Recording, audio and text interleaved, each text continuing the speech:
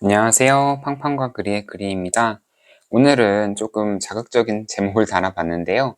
사실 제가 그대로 느낀 거라서 이제 그대로 요걸 제목으로 쓰게 됐고, 주식 투자하면서 이제 요거는 좀 알고 하면 좋겠다라는 생각이 들더라고요. 저는 한 10년 정도 주식 투자를 했는데, 10년까지는 아니고 한 8년 정도? 근데 투자하면서 뭐 돈을 거의 못 번 것 같아요. 근데 이제 최근에 좀 몇 가지 책들을 읽으면서, 이런 책들을 읽으면서 제가 느꼈던 것들, 아, 내가 진짜 이것도 모르고 투자했나, 그런 생각이 들어서 여러분께 조금 말씀드리려고 이제 화면을 켜게 됐습니다. 이건 유튜브고요. 좋아요만 한 번씩 눌러주세요.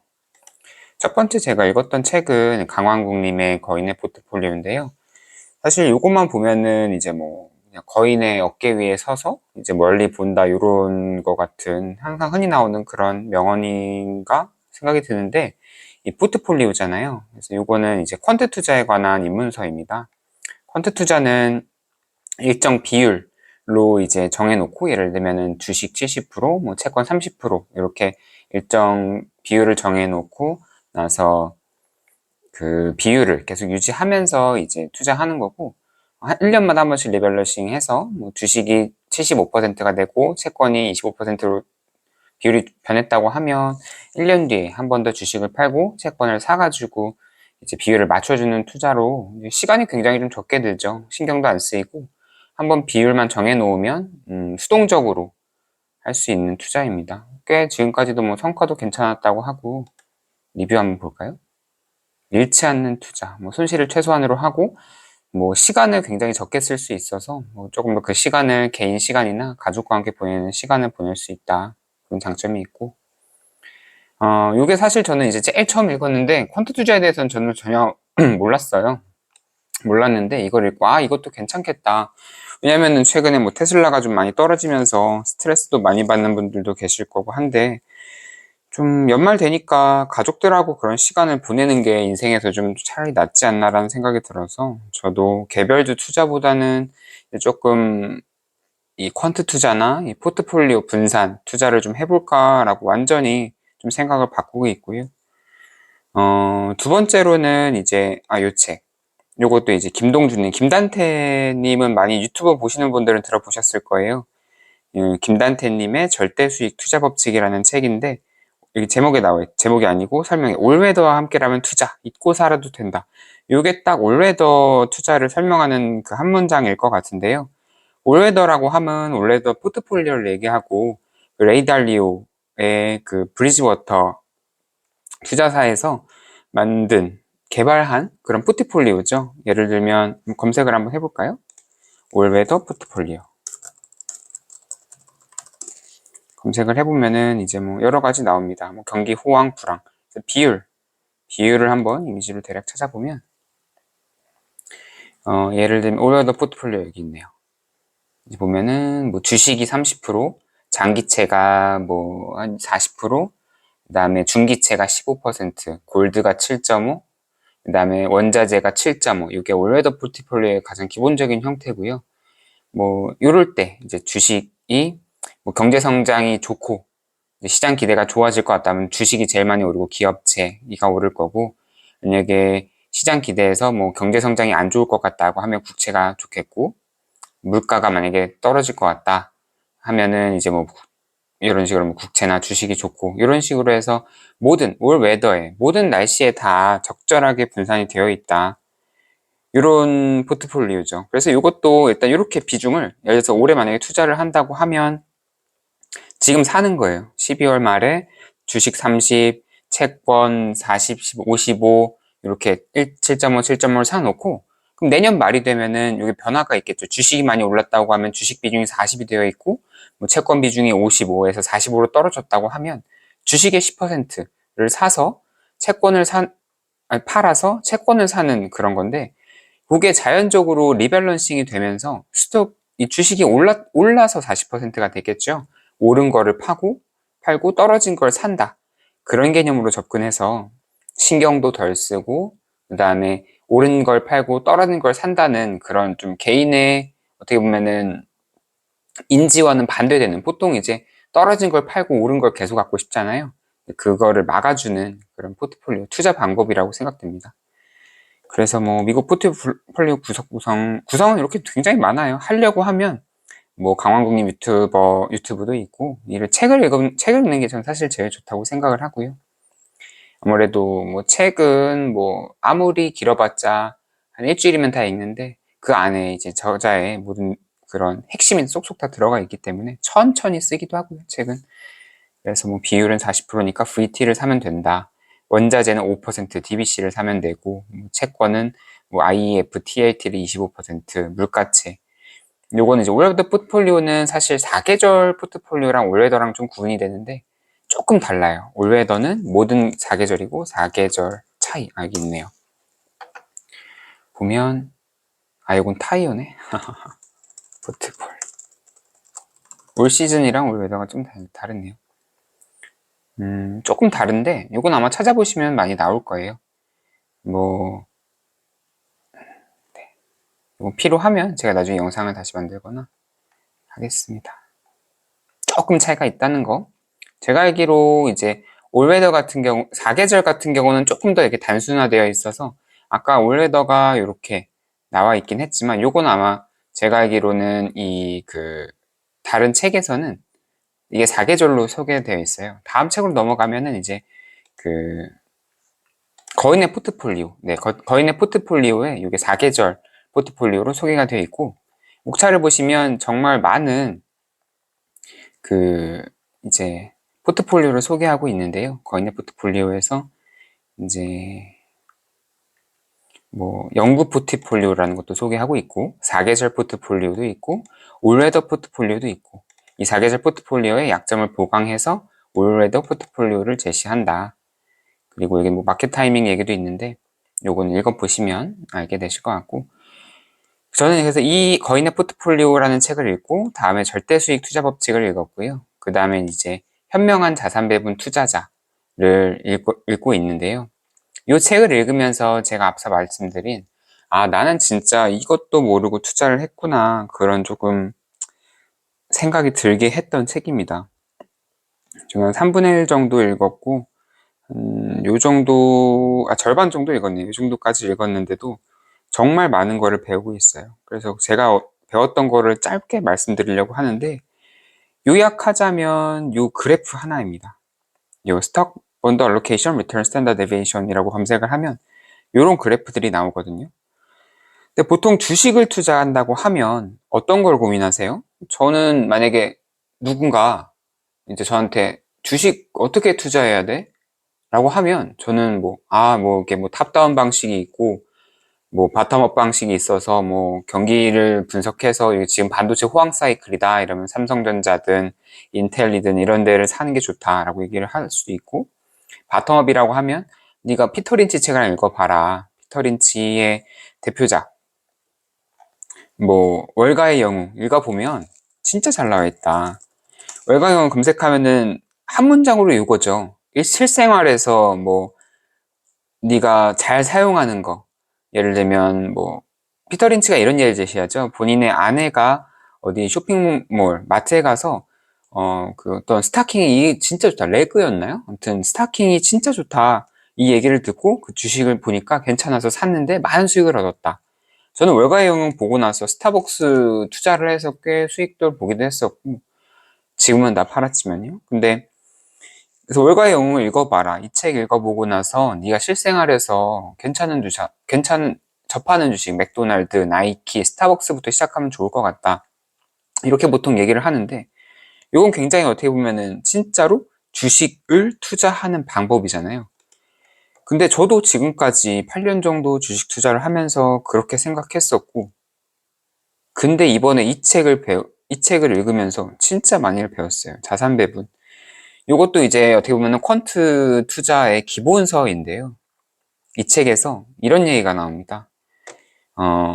주식과 이제 채권 비율을 조정하는 거예요. 요거가 사실 제일 잘 나와 있는데, 요걸 한번 좀 크게 볼 수 있나 볼까요? 이거는 좀 어려울 것 같고, 화면을 좀 크게 키우고 싶은데, 화면을 좀 크게 키웁시다. 안 되네요. 좀 확대를 해볼게요. 확대를 해볼게요. 보면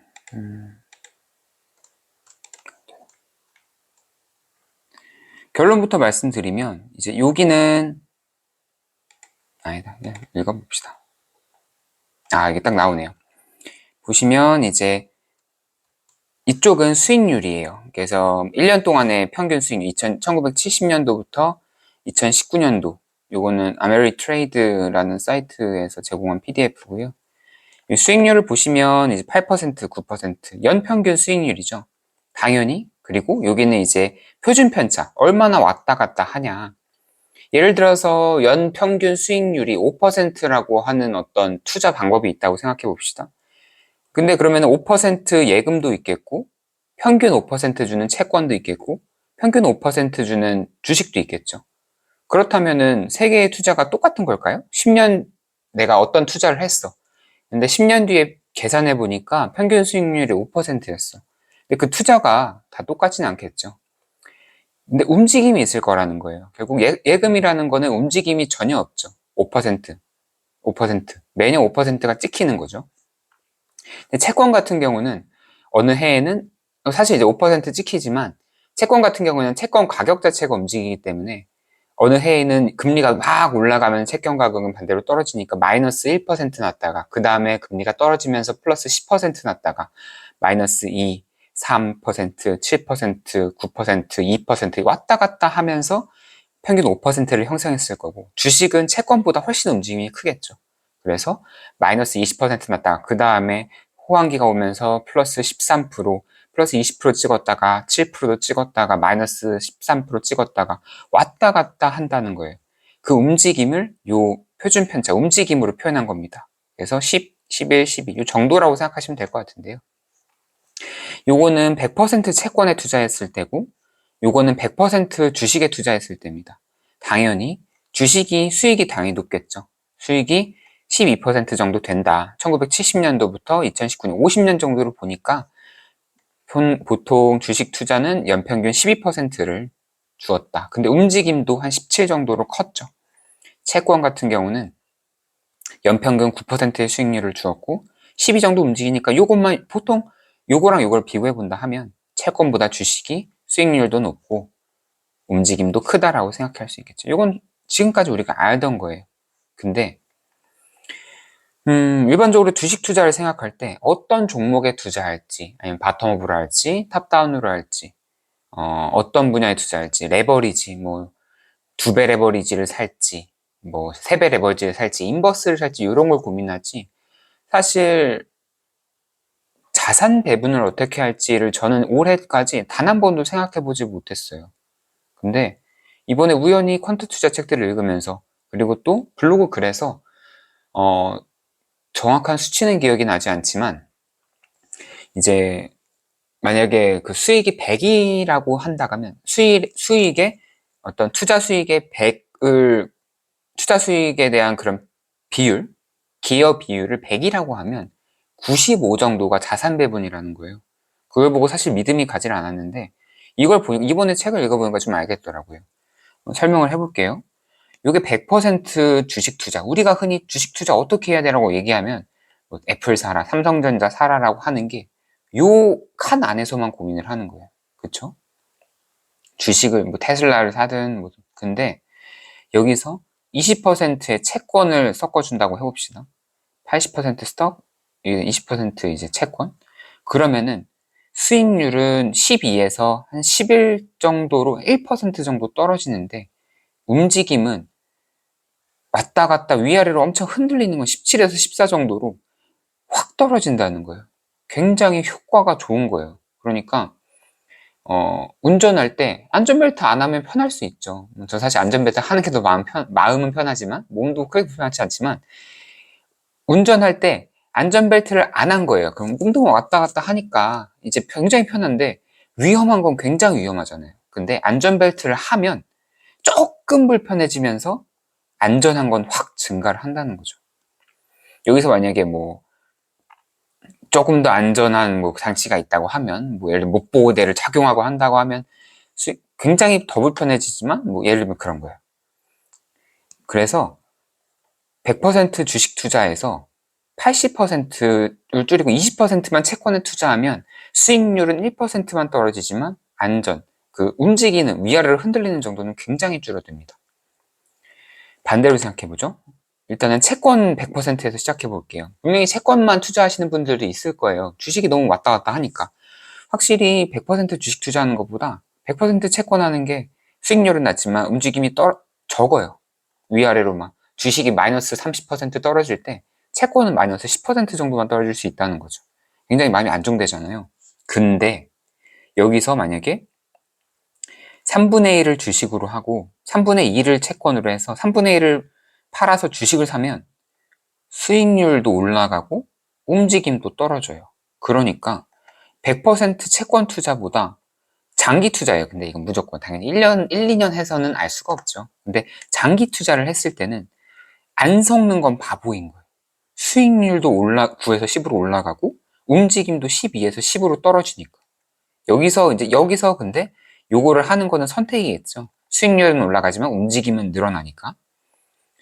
근데 100% 이제 책들을 읽고, 특히 이 책이 아니라 이 책을 읽고 나서 100% 채권 투자를 하는 건 말이 안 되는 거예요. 이해하셨죠? 100% 채권보다 30% 이제 주식을 섞는 게 움직임도 줄어들고, 그 다음에 수익률도 올라가니까. 그리고 더 하나. 주식에서 약간의 채권만 섞어도 수익률은 조금 떨어지고 움직임은 흔들림은 굉장히 줄어든다.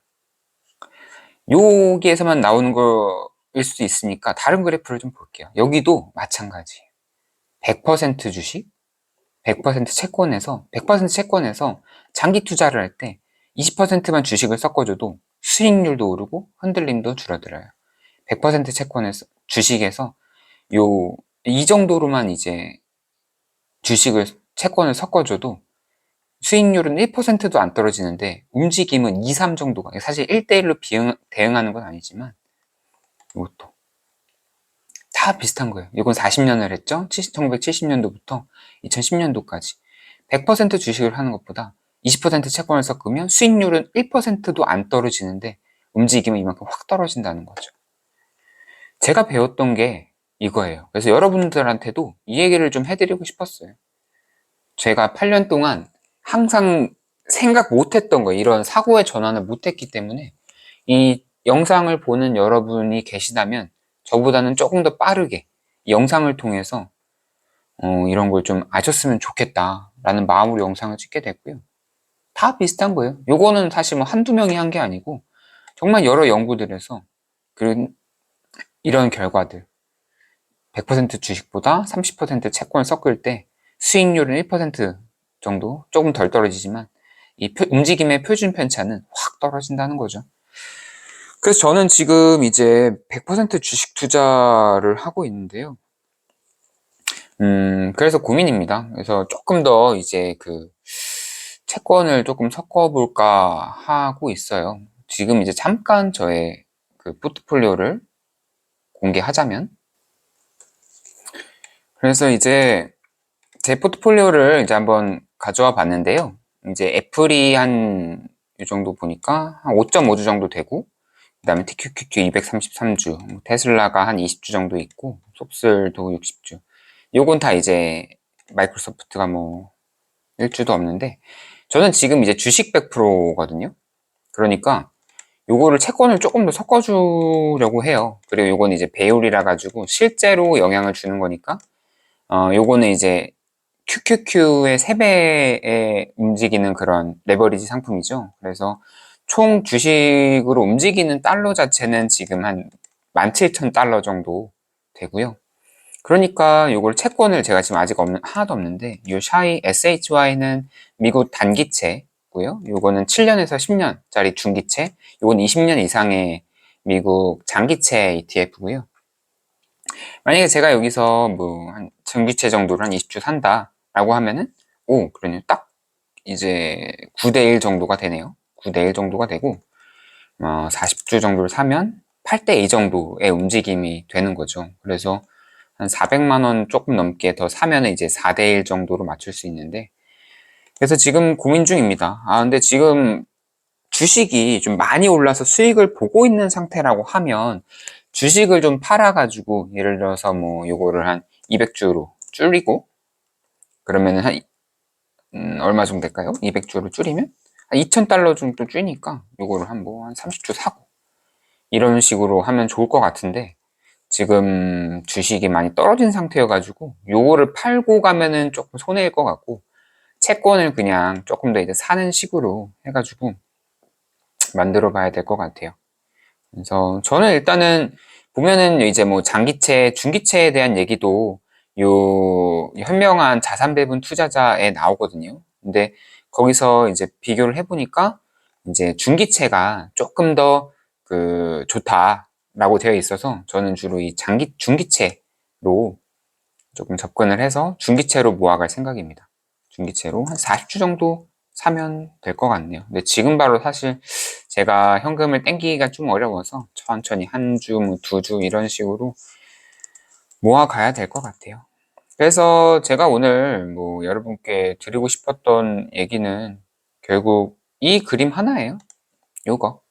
저는 계속 요 상태에서만 그 한 8, 9년 정도 투자를 해와서 큰 수익을 보지 못했는데 여러분은 좀 요렇게 저도 이렇게 한번 해볼 생각이고요.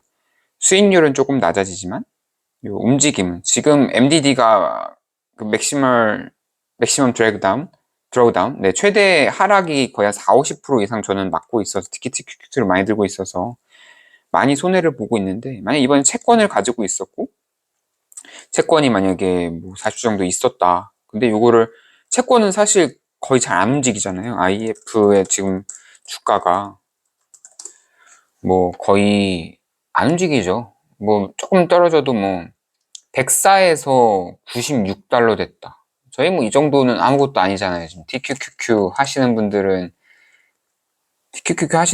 뭐 지금 뭐 33에서 17 떨어지는 거 뭐 72에서 17 아무것도 아니잖아요. 이 정도는 돼야 떨어진다 되는데 뭐 걱정되시면 뭐 샤이 ETF 이런 거 사셔도 요건 뭐 움직임이 단기채라서 1년에 3년이라서 뭐 85에서 81 이거는 그냥 뭐 아침에서 저녁 떨어지는 정도잖아요.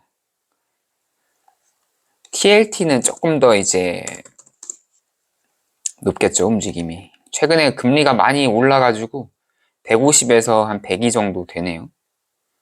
그러니까 한 3분의 1 정도, 한 33% 하락한 정도인데 그 과정에서 다른 게 주식이 더 많이 떨어지니까 조금 이렇게 옮겨갔으면 어땠을까? 유책을 주식이 올랐을 때 읽어가지고 그래서 채권을 바꿔놓고 지금 채권에서 주식으로 좀 돌리면 어떨까 생각을 했는데 사실 이렇게 주식이 떨어졌을 때야 그렇잖아요. 뭐 주식이든 부동산이든 오를 때는 그냥 좋다 하고 뭐 그냥 보내다가 좋네 역시 주식 안 하면 바보지 부동산 왜 안 사? 실거주 1주택은 질리지 저도 네 주택이 있지만 무주택은 아닙니다. 네 그래서 뭐 주식 뭐 부동산 안 하면 바보 아니야? 생각했는데 떨어질 때가 되어서야 버틸 수 있을까? 나도 과지가 되는 거 아닌가 이런 생각을 하게 되는 것 같아요. 그래서 주식이 지금 굉장히 많이 떨어지고 있어서 힘든 분들도 많으실 것 같은데 저도 힘들고요. 근데 지금이 이렇게 저처럼 조금 공부를 하기 좋은 시기가 아닌가. 사실 뭐 투자할 돈도 없어가지고 QQQ도 많이 떨어지고 있는데